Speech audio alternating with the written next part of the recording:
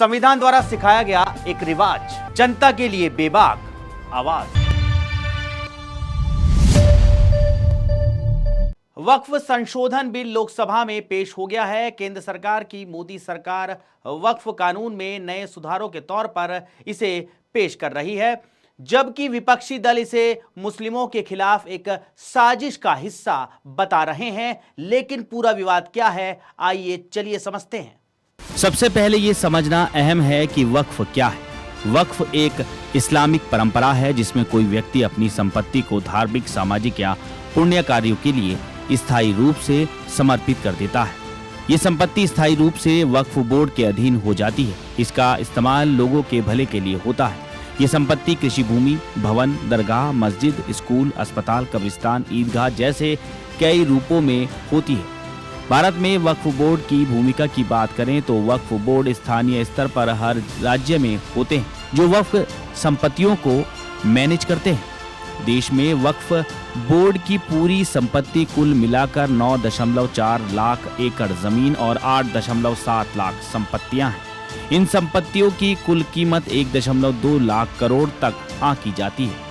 इससे ये भारत के सबसे बड़े भूमि मालिकों में से एक बन जाता है। वक्फ बोर्ड के द्वारा की गई प्रबंधकीय गलतियों और कानूनी विवादों के कारण कई वक्फ संपत्तियां अदालतों में भी जा चुकी हैं। वक्फ एक्ट 1995 लागू हुआ था। केंद्र की मोदी सरकार में इसमें संशोधन चाहती है। इसके लिए कानून में प्रस्तावित संशोधन का मुख्य उद्देश्य वक्फ बोर्डों के कामकाज में पारदर्शिता लाना और उनका मैनेजमेंट ज्यादा प्रभावी बनाना है। वर्तमान में वक्फ बोर्ड के ज्यादातर सदस्य चुनाव के द्वारा चुने जाते हैं, लेकिन नए बिल के तहत ये बोर्ड के सदस्य सरकारी नामांकित होंगे। इसके अलावा वक्फ संपत्तियों का पंजीकरण और सही मूल्यांकन करना अनिवार्य होगा ताकि इस संपत्तियों का सही तरीके से मैनेजमेंट हो सके।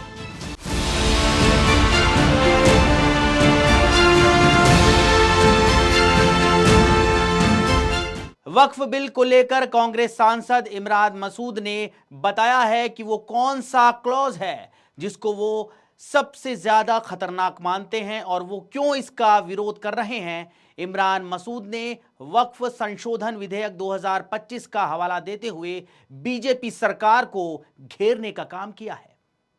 बाबा साहेब भीमराव अंबेडकर से लिखे हुए इस संविधान में बाबा साहेब भीमराव अंबेडकर ने हमारे संरक्षण का, देश के अंदर रहने वाले प्रत्येक नागरिक के संरक्षण का वादा किया।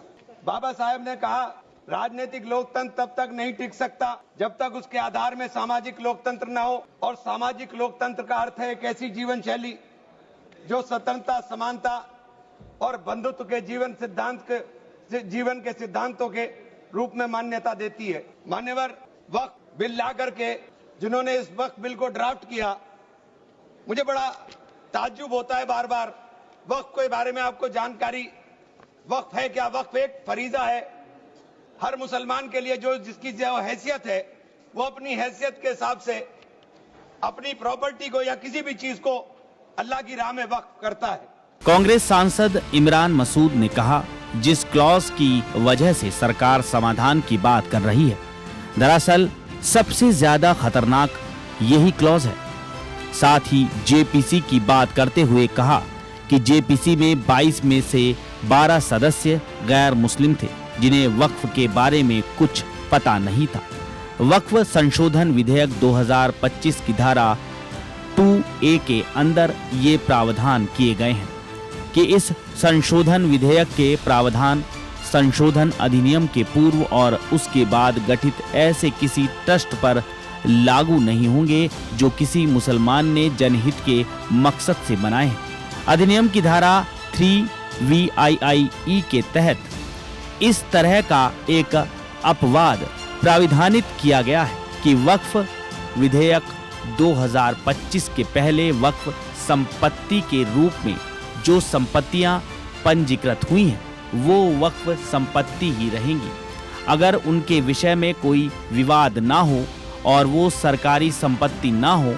इमरान मसूद ने क्लॉज 3 सब क्लॉज VIIE के बारे में कहा है कि ये खतरनाक है क्योंकि इस क्लॉज में कहा गया है कि जो संपत्ति जिस पर कोई विवाद ना हो और वो सरकारी संपत्ति ना हो वो वक्फ की ही रहेगी। लेकिन उत्तर प्रदेश सरकार ने वहां के लगभग 14,500 हेक्टेयर जमीन जो वक्फ के नाम रजिस्टर्ड थी उसमें से 11,500 हेक्टेयर जमीन सरकारी संपत्ति घोषित कर दी। यानी इस क्लॉज के मुताबिक या नए बनने वाले कानून के मुताबिक अब ये सरकारी संपत्ति के रूप में दर्ज होगी, वक्फ की नहीं होगी। इसी पर ऐतराज जताया है।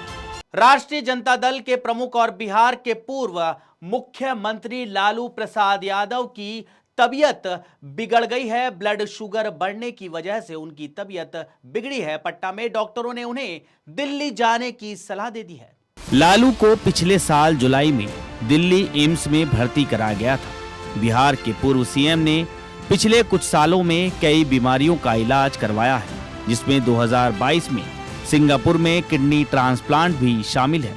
2022 में लालू को किडनी की बीमारी का पता चला था।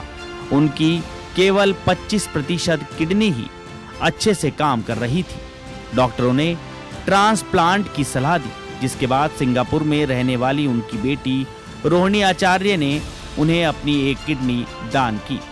5 दिसंबर 2022 को ट्रांसप्लांट किया गया। 2022 में ही वो अपनी पत्नी राबड़ी देवी के आवास में गिर गए थे, जिससे उन्हें कई फ्रैक्चर हो गए थे। घटना के बाद उनका पटना के एक निजी अस्पताल में इलाज चला था।